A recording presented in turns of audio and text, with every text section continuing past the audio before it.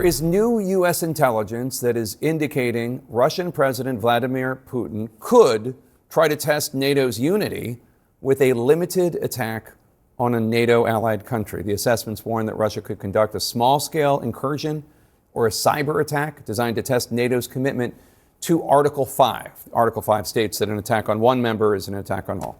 Joining me now is Zach Cohen. Zach, what does this assessment tell us specifically about what Putin might be planning? Yeah, Jake, it effectively lays out that there's a window of time where Vladimir Putin believes he could test and see how much he can get away with effectively as far as encroaching on NATO territory, challenging the member states to their commitment to Article 5 to defend an attack against one is an attack against all. And that is really predicated on this idea that U.S. officials and NATO officials believe that Putin is growing frustrated by taking serious losses in the war with Ukraine and could move to shift his tactic by focusing on NATO in particular. He does see potentially an opportunity here to expose some fractures within the alliance and could particularly target some of the smaller, less strong member states in an effort to see how much action he can get away with before crossing that Article 5 threshold. And I'm told that this intelligence does suggest the most likely targets would be places like the Baltics or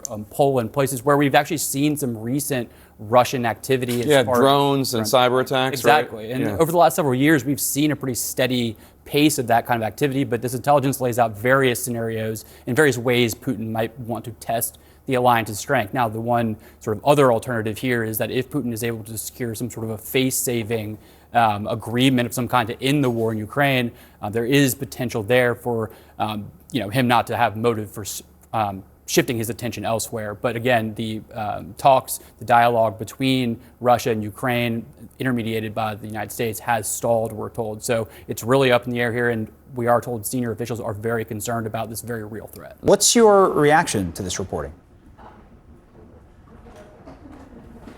I think it has to be taken seriously.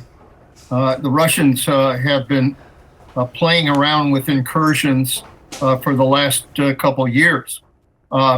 In last September, they used an armed incursion to go after Poland.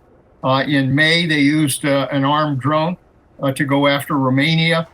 And just this last week, an explosive-laden drone was found in Germany that belonged to a Russian intelligence team.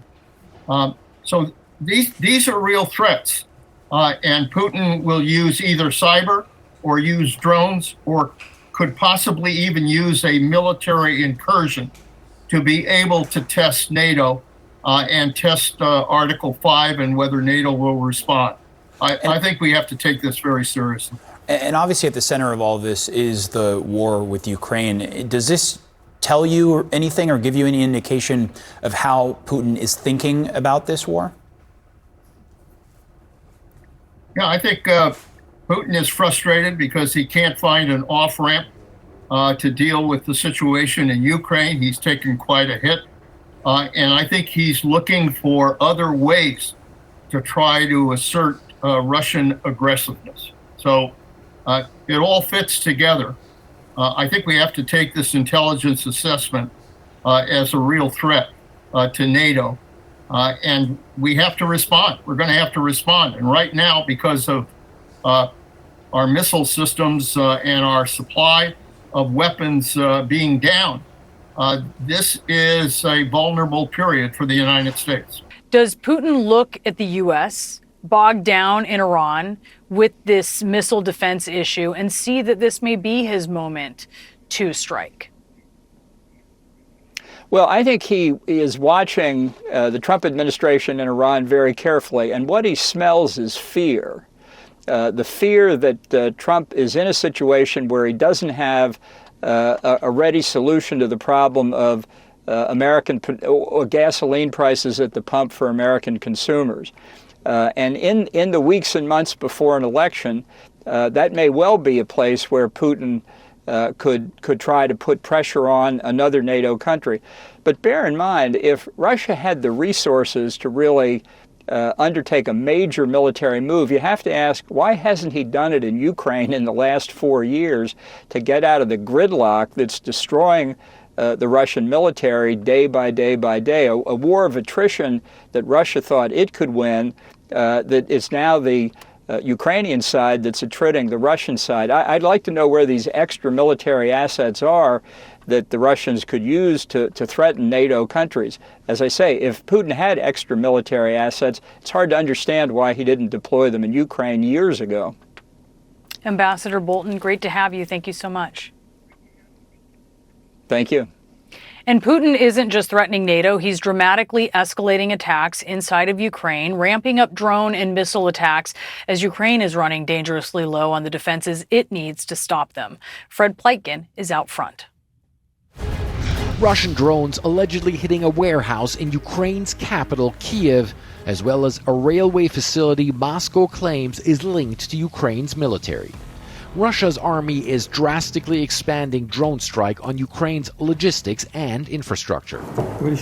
In Moscow, Russian President Vladimir Putin trying to regain battlefield momentum, shaking up his general staff. For the first time ever, appointing a coordinator for drone warfare. Everybody knows well that we decided to create a new branch of the armed forces, the Unmanned Systems Forces, he says. The goal was to find a person who had proven himself in the best possible way in this role. Putin also ramping up missile strikes. A recent nighttime aerial blitz targeting Ukraine's capital, Kyiv, killing 17 people and destroying several warehouses. Ukraine's president saying a shortage of U.S.-made Patriot interceptors, exacerbated by extensive U.S. Patriot use during President Trump's war against Iran, has seriously weakened Ukraine's ability to defend against ballistic missiles. Since the beginning of 2026, Zelensky said at a meeting with his general staff, Ukraine started receiving just a third of the anti-ballistic missiles. Russia's expanded air campaign comes just as Ukraine believed it was turning the tide in the 4.5-year war. Near daily, Ukrainian long-distance drone attacks against Russian energy sites and Russia's largest online retailer have taken a toll, Moscow acknowledges. Russian law severely restricts media from showing the aftermath of Ukrainian drone strikes, but these are some of the places where Kyiv's drones have hit energy sites and warehouses in just the past 5 days. The war certainly feels a lot closer to home for many Russians these days. A lot of them, quite frankly, are concerned about their safety amid the ongoing Ukrainian drone attacks. But there is also big fear about the state of this country's economy and whether it could sustain long-term damage. Thousands of small Russian businesses use online retailer Wildberries for sales. And those sales have often dipped so dramatically, some pickup points are shutting down, one owner says. In order to break even, we need to make 250,000 rubles in profits, but now we don't do it, he says. The last month has been entirely loss-making. But so far, the Kremlin is showing no sign of changing course, instead vowing to continue what it still calls its special military operation in Ukraine. For Pleitgen, CNN, Moscow.